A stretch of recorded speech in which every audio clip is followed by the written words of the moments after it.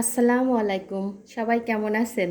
আজকে আমি আপনাদেরকে একটা খুবই গুরুত্বপূর্ণ জিনিস দেখাবো। সামনে আমাদের এই যে বর্ষাকাল চলছে, কিছুদিনের মধ্যেই দেখবেন যে ঝালের এত দাম বেড়ে গেছে, কারণ পানি পাইলে ঝাল গাছ সব পচে যায়, যার কারণে ঝাল সংকটে পড়ে আর অনেক দাম বেড়ে যায়।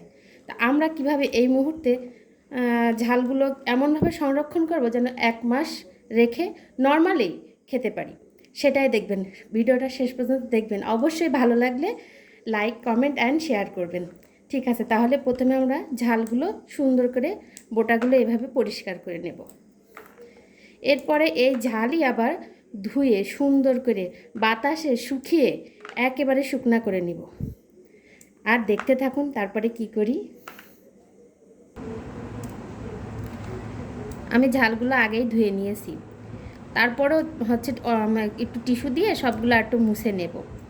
দেখতে থাকুন।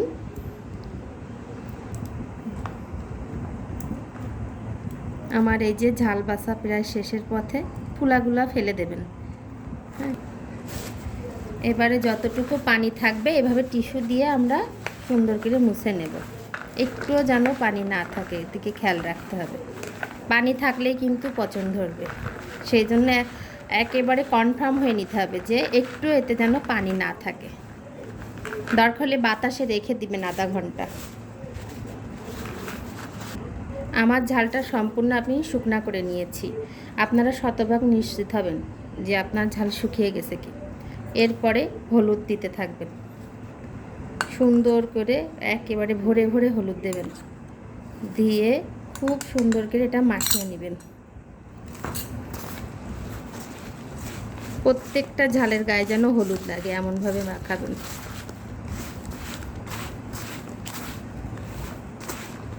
ব্যাস, আমার হলুদ মাখানো প্রায় শেষ। এবারে এটা দিয়ে সুন্দর করে মুড়িয়ে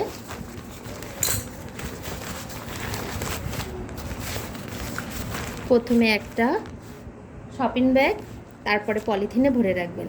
এই যে এরকম একটা শপিং ব্যাগ নিয়ে নেবেন, এর চেয়ে বড় লাগলে আপনারা বড় নেবেন। এরপরে একটা পলিথিন দিবেন, দিয়ে নর্মাল ফ্রিজে রাখবেন। একদম টানা 2 মাস থাকবে, আর এর থেকে নিয়ে নিয়ে খেতেও পারেন, খুব ভালো হবে। দেখবেন আপনাদের অনেক সাশ্রয় হবে।